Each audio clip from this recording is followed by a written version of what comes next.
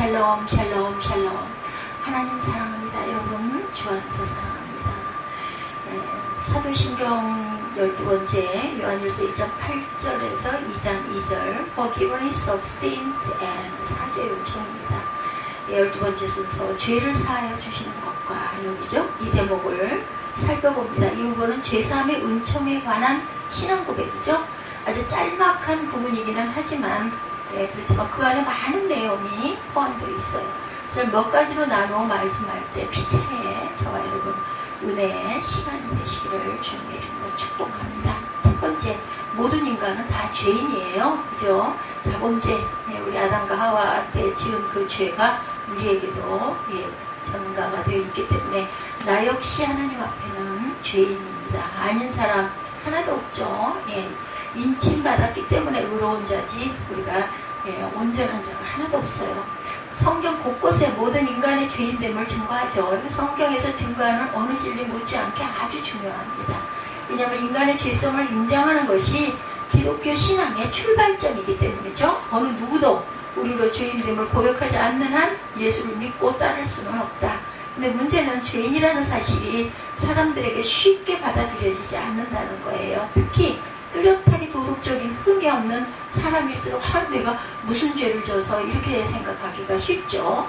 전도할 때도 이런 점 때문에 애로를 많이 느끼고 온전하다 생각하시는 분들은 더더군다나 전도가 쉽지가 않습니다. 정말 힘없고 약하고 어찌할 수 없는 이런 사람들이 우리 배가 고프면 먹는 것에 말이 연연하게 되고 목이 마르면 물을 찾게 되는 거와 똑같아요. 근데 그렇지가 않고 살만하고 내가 온전하게 바르게 잘 살아가는데 내가 무슨 죄가 있어서 이런 분들은 깨어지는 부분이 어려움을 당하게 되면 이제 그때 깨어지게 되죠. 그래서 그런 분들에게 죄가 어떻고 하는 말을 하기가 아주 어렵습니다. 나는 이만하면 시민으로서 부족함이 없이 열심히 잘 살아가고 있어. 이런 분들에게는 정말 어려움이 많고 거부감부터 생기기가 쉽죠. 내가 왜 죄인이야? 살인을 했어? 도적질을 했어? 부도덕해? 나만큼 살라고 해? 이런 얘기를 하죠. 그럼에도 불구하고 성경은 모든 인간은 죄인이다 라고 말씀합니다. 로마서 3장 10절입니다. 의인은 없나니 하나도 없으며, 오늘 읽은 성경 본문에서도 동일한 말씀을 하죠. 우리가 죄 없다고 주장하는 것은 스스로를 속이는 자기 기만 행위라는 거예요. 10절에도 더 나아가 하나님을 거짓말쟁이로 전락시키는 행위다 이렇게 얘기하고 있습니다. 그래서 보면 항상 요한일서 부분이죠. 그죠?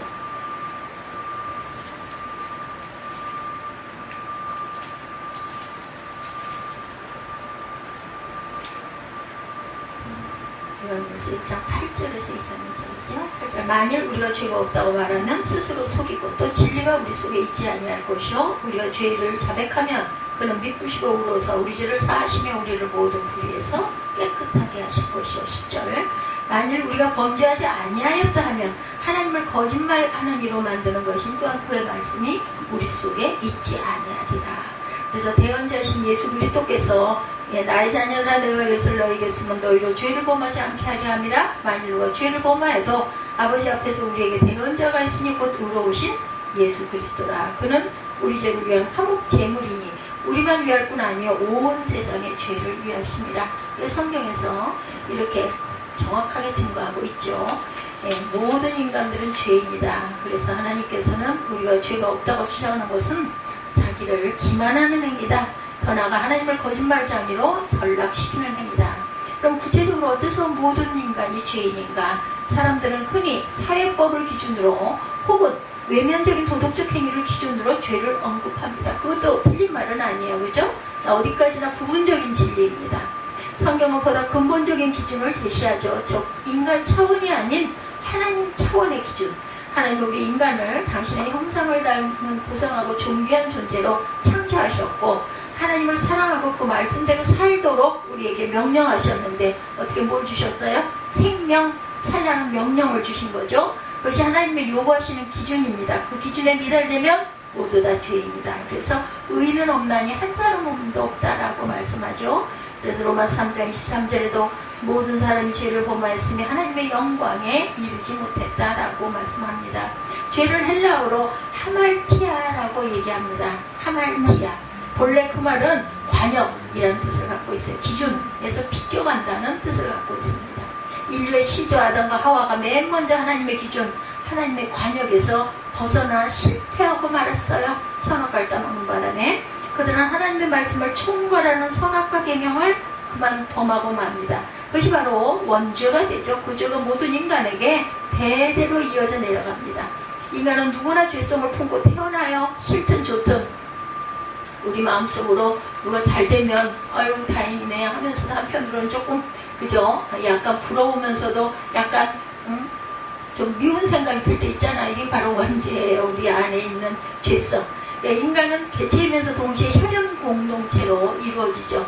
다윗도 시편 51편 5절에서 내가 죄악 중에 출생하였으며 이렇게 고백합니다. 모친이 죄 중에 나를 잉태하였나이다. 어떤 분은 원죄에 대한 순순히 동의하지 못하는데 아주 간단한 관찰로 해결하고 있어요. 순진 무관 어린 아이들을 관찰해보면 아까 제가 말한 거랑 비슷하죠. 인간의 마음속에 있는 죄의 씨앗을 확인할 수가 있어요. 아이들이 동생 볼 때 부모의 사랑이 동생에게 옮겨가면 막 싫잖아요. 그죠? 예, 형제끼리도 마찬가지고. 예, 동생을 때리고 눈을 찌르기도 애기들은 그런데요. 그 눈알 까맣게 있는 게 신기해가지고 가서 찔러보기도 한다고 그러죠. 그래서 애기들을 그렇게 함께 놔두면 안 된다 이런 얘기를 많이 해요. 어른들이 함께 있어야 되고 아이들이 철이 없을 때 연년생을 낳아서 꼬마가 누워있고 3살 빼기 언니나 오빠가 있는 경우에 이런 일들이 많이 일어나는 실제 그런 일이 있습니다. 이런 원죄를 갖고 출생한 인간은 모든 면에서 죄로 오염돼 갑니다.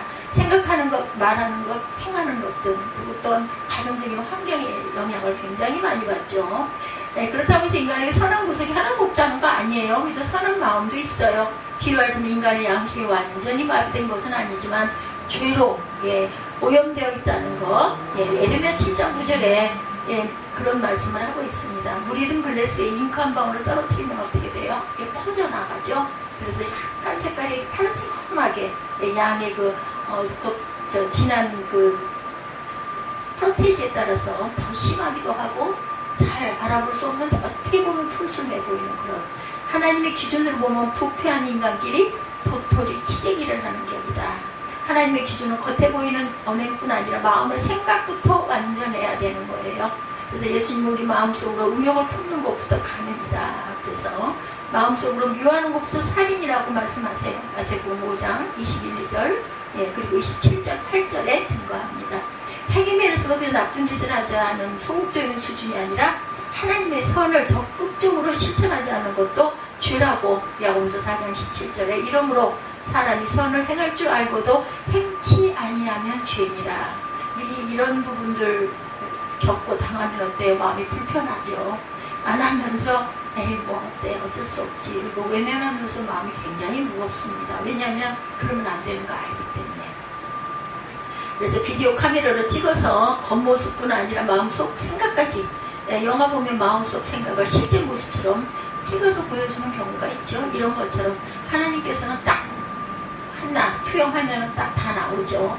보이기 싫은 모든 몇 가지 다 보여줍니다. 그래서 절대로 하나님 앞에서는 변명할 필요가 없어요. 다 알고 계시기 때문에. 그것도 억울하지 않아도 되는 거죠. 이렇기 때문에 그래서 하나님과 많은 사람 앞에 스크린에 비춘다고 할 때 당당할 사람은 아무도 없다라는 거예요. 우리 모두 하나님 앞에 늘 죄인임을 고백할 수 있기 바랍니다. 그럴 때 비로소 진정한 신앙인이 된다. 죄의 비참한 결과는 은총이 절실한 이유는 어디에 있어요? 죄의 삭은 사망이기 때문에. 우리 죽는 거 좋을 사람 하나도 없어요. 영생을 그래서 좋아하지 않습니까? 죄의 결과는 로마서 6장 23절 죄의 삭은 사망이다. 그래서 사망은 영적 사망을 이야기합니다. 인간의 영혼이 하나님과 분리된다. 이사야 59장 2절입니다. 거기에 불안과 두려움, 불만족이 생긴다라는 거. 인간은 하나님이 주시는 기쁨과 평안으로 행복해하면서 살아요. 그래서 제가 늘 얘기하죠. 살아서 천국을 소유하고 가라. 그럼 가진 것이 많고 적고의 그 차이가 아니에요. 근데 일용할 양식은 있어야 돼요. 오늘 쓸 거, 오늘 필요한 거, 오늘 내가 먹을 거. 이건 하나님이 늘 공급해 주십니다. 어떤 질의 것이든. 그죠? 선택은 본인의 몫이고요. 그리고 얼마나 땀 흘려 열심히 수고를 하느냐에 따라서 이룸이 좀 더 여유가 있을 수도 있고 그렇지 못할 수도 있고 환경에 의한 지배를 받기도 합니다. 죄로 인해 하나님으로부터 분리되고 세상이 어떤 것을 다 들이대도 불안하고 불만족스럽다 말하지만 영적 고아가 됐다. 그래서 인간은 누구라도 죄의 문제를 해결하기 전까지는 결코 행복할 수가 없다라는 거죠. 내면의 고통에 대해서 시편 32편 3, 4절에 증가합니다. 내가 입을 열지 아니할 때 종일 신음함으로 내 뼈가 쇠하였도다. 시편 32편 4절에 주의 손이 주야로 나를 누르시오니 내 진액이 빠져 여름 가뭄에 마름같이 되었나이다 라고 이렇게 고백을 합니다. 예, 그래서 탈옥수 그 신청원 예전에 그 있었던 탈옥수죠. 전국을 누비고 도피행각하며 탈취한 돈을 펑펑 쓰고 다녔다고 그러죠. 근데 행복하지 못했다고 합니다. 이 사람이 항상 불안하고 그럴 것 같아요. 저는 이거 한번 상상해 본 적 있어요. 내가 어떤 죄를 지었어, 뭘 훔쳤어, 아니면 누구를 상해를 했어, 그래서 도망을 했어요. 어떨 것 같아요? 못 살 것 같죠, 그죠? 예, 그러다가 검거가 됩니다. 그때 그의 고백이 이제는 그냥 편합니다 이렇게 대답해요. 쫓겨다니고 눈치 보고 피해 다니고 얼마나 마음이, 그죠? 이게 그 스트레스를 많이 받았겠어요. 차라리 잡히고 나니까 죄값을 치르면 되니까 너무 편합니다 이렇게 고백하더랍니다. 죄는 이처럼 인간의 마음에 불안과 두려움을 주지만 거기서 그치지 않고 질병과 죽음까지 초래한다.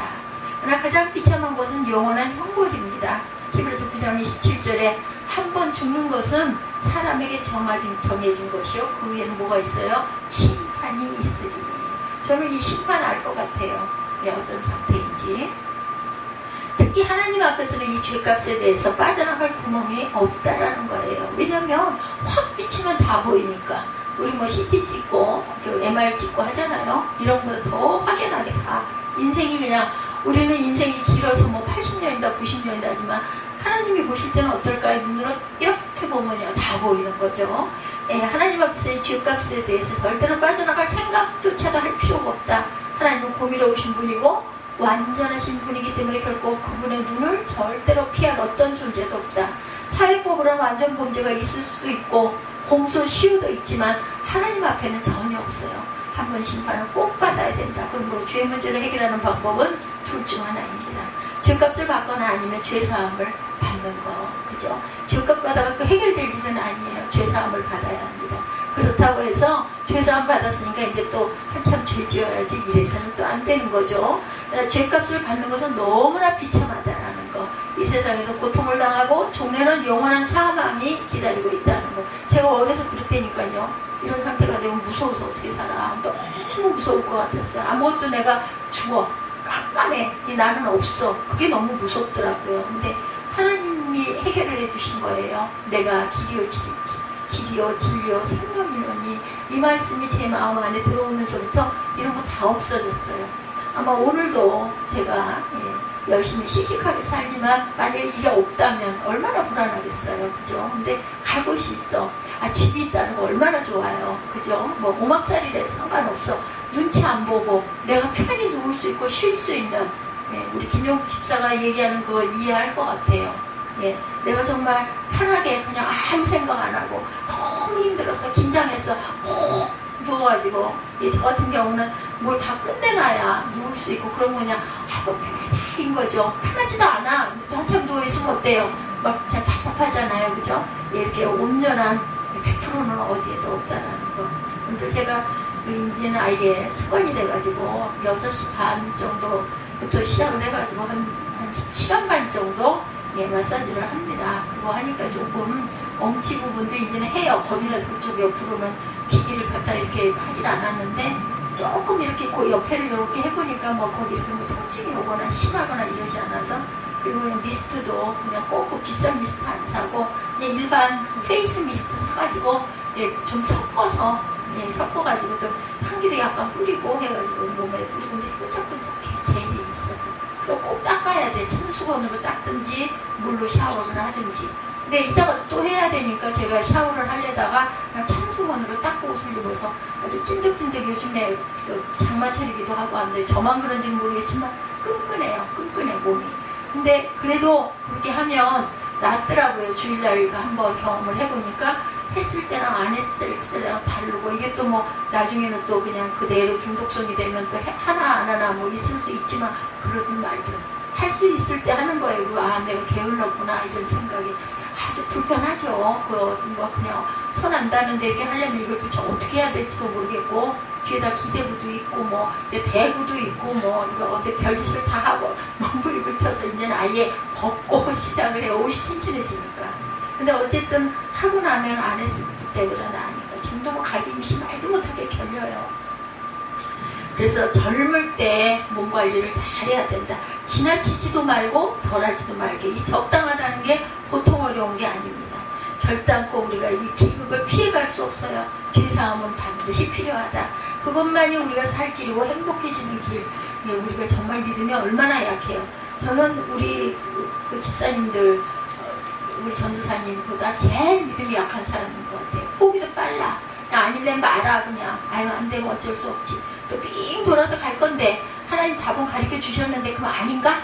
이런 생각을 꽤 많이 했는데 꼭 보면 결론을 보면 아니어서 이제는 아유 아니야 이제 포기할 수밖에 없네 일 때 꼭 그게 보면 딱 답으로 이루어지고 꼭 몇 달 전에 내가 생각지도 않았을 때 내가 생각을 하고 한 거는 내가 하는 기도고 생각지 않게 기도로 마음의 감동이 오는 건 하나님이 지금까지 제 경험으로 보면 꼭 주시는 감동.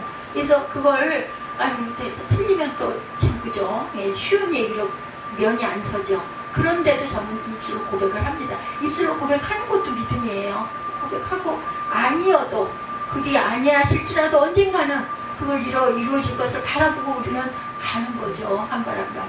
믿기도 얼마나 미워요. 꼴도 보기 싫고 안 봤으면 좋겠고 그냥 말았으면 좋겠고 그런데도 어쩔 수 없어서 가다 보면 어떻게 그렇게 돌이켰을까. 사람의 힘으로 할 수 있는 것은 사람이 한다니까요. 안 되는 거 그게 되겠어? 됩니다. 믿음을 갖고 바라보면 우리 오늘도 그거 알았잖아요. 그것만이 우리가 살 길이고 행복해지는 길이고 또한 세상에서 천국을 누리고 가는 길. 우리보다 믿음이 좋은 선진들을 두셨던 그 후배들, 그 자손들, 그 사람들 보면은 먹고 살 걱정 하나도 안 하고 아주 보면 또 인상부터가 여유가 너무나 많고 깔끔하고 깨끗하고 평화로워 보이는 사람들 있잖아요. 그런 사람들은 어른들이, 윗대들이 정말 하나님 앞에 순종하고 온전하게 산 믿음의 사람들, 자녀들 보면 저 사람은 정말 땅에서도 천국을 누리고 살고 있네. 뭐 내면은 속속들이 잘 모르지만 모습에서부터 풀리지 않아요. 그런 사람들이 있습니다. 구별된 사람들이. 근데 또 어떻게 보면 저 같은 경우 이렇게 몸이 이런데도 사람들이 볼 때만 저래가지고 무슨 목회를 한다고 저러고 있어. 아마 그렇게는 안 보일 거예요. 어저께 그 주인 오셔가지고 그 여자 그 안주인이 나를 이렇게 쳐다볼 때 저는 다 느껴진다니까요. 들린다니까요. 그 나이가 돼가지고 몸도 뭐 어쩌다고 그러고 하던데 그래도 아직도 멀쩡한가 이렇게 보는 그런 분. 뭐 내가 뭐 어디가 어때서 하나님이 나를 보고 계시고 아직까지는 하나님 인도 따라 열심히 가고 있는데 참 기쁘죠. 당당하죠. 왜? 하나님이 나를 붙잡고 계시니까. 나는 아무것도 아니에요. 근데 나 플러스 예수 그리스도. 그렇기 때문에 존귀한 거고 그렇기 때문에 우리는 성전인 거예요. 그래서 그냥 보통 사람들 하고 우리는 구별되고 다르다. 이런 긍지, 자긍심을 가지고 가시기 바랍니다. 죄사함을 받는 그 길은 그리스도의 십자가 외에는 하나도 없어요. 그죠? 어떤 사람은 죄를 해결하기 위해서 나름대로 인간적인 방법들을 동원하기도 합니다. 혹자는 뭐 많은 어디다 희사를 많이 하기도 하고 어려운 사람 보면 좀 돕기도 하고 그러면 죄를 내가 이렇게 사해줄 수 있으니 내가 죄 잘못을 많이 했어. 이런 사람 좀 돕고 이런 게 조금 상쇄가 되는 이런 마음 먹을 수도 있죠. 혹자는 죄는 심리적인 것으로 격화시키고 그냥 무시하고 잊어버립니다. 스피노자는 원래 존재하지 않는 허위의식이라고 이렇게 주장을 하기도 했다고 해요. 근데 우리들 부딪혀봐서 알죠. 뭔가 잘못하고 아니면 누구를 미워하고 그러면 내가 먼저 마음이 불편하지 않아요. 신경이 엄청 쓰이고 이거 죄인데 내가 죄를 짓고 있는데 이거 어떻게 해야 이걸 해결을 하나 이날 괴롭더라고요. 이렇게 되면 비우고 나면. 그래서 우리가 원수를 사랑한다는 거는 상대를 위한 게 아니라 나를 위한다는 것은 아주 절감을 합니다. 정신 분석학자 중에는 일종의 노이로제니까 무시해버리라고 주장하는 사람도 있어요. 또는 자학하다가 목숨을 끊어버림으로 속죄한다라는 생각을 한다는 아니죠. 왜냐하면 영혼의 세계가 없으면 모를까 있다면은 내가 내 스스로 자살을 했어. 결국은 어때요? 예, 구원이 안 되잖아요. 이거를 모르고 아니면은 그 욱하는 그 순간적인 그 심정 때문에 절대로 이래서는 안 된다는 거. 이 모든 것은 그리고 이 외에도 사람의 어떤 방법도 전혀 안 된다는 거. 왜냐하면 인간의 죄를 사할 수 있는 분은 오직 하나님 한 분이시다. 딱 죽으면 끝인 것 같아. 근데 그 후에 심판, 안 믿거나 말거나 그런 게 어딨어. 이거나 말거나 사실이니까. 우리 영의 세계 있잖아요. 혼 나갔다 하잖아요. 우리 안 믿는 옛날 우리 어른들도 보면 그 노인이 돌아갈 나이 다 된 그때는 많이들 한 60대 되면 다 돌아가시고 했으니까 그때쯤 되면 이렇게 보행도 불편하고 이런 분들 머리 위에서 뭐가 번쩍하고 올라가면 저 어렸을 때 들은 기억이 나요. 혼이 나갔어. 그러고는 진짜 얼마 안 있어 돌아가더라. 있는 거예요. 그러면 우리는 영이라고 하죠. 그분들 안 믿으니까 그냥 혼까지만 하니까 혼이 나갔다라고. 혼이 나가 혼비백산했다는 얘기 있잖아요. 한 문자라도. 하나님이 제시한 유일한 길은 뭐예요? 그리스도의 십자가 보혈의 공로. 그걸로 우리가 죄속함을 받죠. 2장 2절에 예수님을 화목제물이다 이렇게 말씀하죠. 오늘 본문 요한일서 2장 2절. 그는 우리 죄를 위한 화목제물이니 우리만 위할 뿐 아니요 온 세상의 죄를 위하시니라 이렇게 말씀하세요. 우리가 그의 계명을 지키면 이로써 우리가 그를 아는 줄로 아노라. 예, 우리가 그 계명을 지킨다는 것. 그리고요 제가 요즘에 은혜 받은 것 중에 하나는 우리가 알았어. 그 다음에 행해야 돼요. 행. 삶의 예배라는 말은 그래서 나오는 겁니다. 삶 속에서 아이고 예배는 예배지 무슨 어떻게 교회 가가지고 말씀 드는 것처럼 똑같이 살게 됩니다. 은혜를 받으면 그게 안 되면 거리낌이 자꾸 오고 마음이 불편하기 때문에 그 길로 가게 돼요. 한꺼번에 안 돼도 조금씩 우리는 변화되어가지고 성화의 과정이다 이렇게 얘기하죠. 인간의 죄값을 대신 치르는 대속의 제물이 예수 그리스도가 우리가 못하니까 너무 답답하니까 하나님이 보내셔서 대속해 주셔서 저러다가는 다 죽을 것 같아. 노아의 홍수시대에 다 멸해버리고 노아 18명만 남았잖아요. 나중에 하나님이 후회하시고 앞으로 절대로 물로 이렇게 인간을 다 쓸어버리는 일은 내가 하지 않겠다 말씀을 하셨어요. 왜냐하면 하나님이 낳으셨기 때문에 지으셨기 때문에. 그래서 악한 자라도 그죠 죽기를 원하지 않는다고 회개하고 돌이켜서 잘 살아가기를 원하고 시간과 기회를 주시는 게 우리가 지금 살아가는 세상입니다. 만약에 하나님이 보시기에 온전한 자만 살려한다면 한 명도 없다라는 거. 예, 우리가 그렇게 믿고 가야 되죠. 믿음은 바로 들음에서, 들음은 그리스도의 말씀에서. 하나님은 사랑의 하나님이신지라 인간이 죄로 인해 불행해지거나 멸망당하는 것을 절대로 악한 자일지라도 원하지 않는다. 동시에 공의의 하나님이시기 때문에 죄는 반드시 짚고 넘어가시고 죄값을 치르고 넘어가게 하신다. 그래서 예수님을 보내신 거예요. 하나님은 당신의 독생자 예수 그리스도를 인간의 모습으로 보내사 인간을 대신해서 죄값을 치르게 하셨어요. 요한일서 요한복음 1장 29절이네요. 이튿날 요한이 예수께서 자기에게 나오심을 보고 이르되 보라 세상 죄를 지고 가는 하나님의 어린 양이로다. 십자가 대속이 죽음이죠. 그리고 그 사실을 믿은 자에게 죄를 사하시고 영생을 얻어 이 세상에서 복된 삶을 살고 장차는 어디에? 영원한 천국에서 영생 복락을 누려라. 요한복음 3장 16절 여러분들 다 잘 아시는 말씀이죠. 하나님이 세상을 이처럼 사랑하사 독생자를 주셨으니 그를 믿는 자마다 멸망치 않고 영생을 얻으리라. 오직 예수 그리스도의 십자가 피만이 죄를 사할 수 있다. 에베소서 1장 7절입니다. 우리는 그리스도 안에서 그의 은혜의 풍성함을 따라 그의 피로 말미암아 속량 죄사함을 받았으니. 그런데 이때 우리에게 두 가지 의문이 생길 수 있어요. 하나는 예수님의 십자가가 2000년 전에 있던 것인데 오늘 나에게도 여전히 유효한가? 아멘입니다. 또 하나는 예수님을 영접한 후에도 나의 삶을 보면 아직도 실수하고 죄를 지을 때가 많은데 이런 것은 도대체 어떻게 하나? 이것도 또한 의문이죠. 이 두 가지 의문을 동시에 얘기해 줄 수 있는 구절이 바로 2장 1절이죠. 나의 자녀들 내 것을 너에게 쓰면 너희로 죄를 범하지 않게 하려 함이라. 만일 누가 죄를 범하여도 아버지 앞에서 우리에게 대언자가 있으니 의로우신 예수 그리스도라. 이게 답이에요. 의로우신 예수님께서 하나님 아버지 앞에 우리를 위한 대언자다. 또한 여기서 대언자는 변호자, 옹호자라는 뜻을 갖고 있습니다. 예수님이 2000년 전에 십자가에서 피 흘려 돌아가셨지만 지금 하나님 앞에서 그 결과를 갖고 믿는 성도 한 사람 한 사람을 위해 대언하고 계신다. 그러면 지금 믿으면 죄사함을 받는다라는 거죠. 근데 그런 말 있잖아요. 뭐 입술로만 믿습니다 하는 거 뭐 어려워? 해놓으면 되지. 그 얘기 뜻이 아니죠. 입술로 고백했으면 변화가 돼서 그렇게 살아가야, 그래야 우리가 죄사함을 받죠. 예수 믿으면 일단은 모든 죄, 과거, 현재, 미래, 사한다는 선언을 하죠. 칭의예요. 그래서 의롭다 함을 입었다라고 얘기합니다. 이것은 법적이고 신분적인 것이다. 실제적으로 아직도 남은 죄성을 다들 갖고 있어요. 그래서 죄의 유혹을 받고 다시 범죄하기도 합니다. 예수 믿기 전 옛사람 죄악된 습관이 나오기도 합니다. 불쑥불쑥. 그때도 역시 예수님이 대언해 주셔요.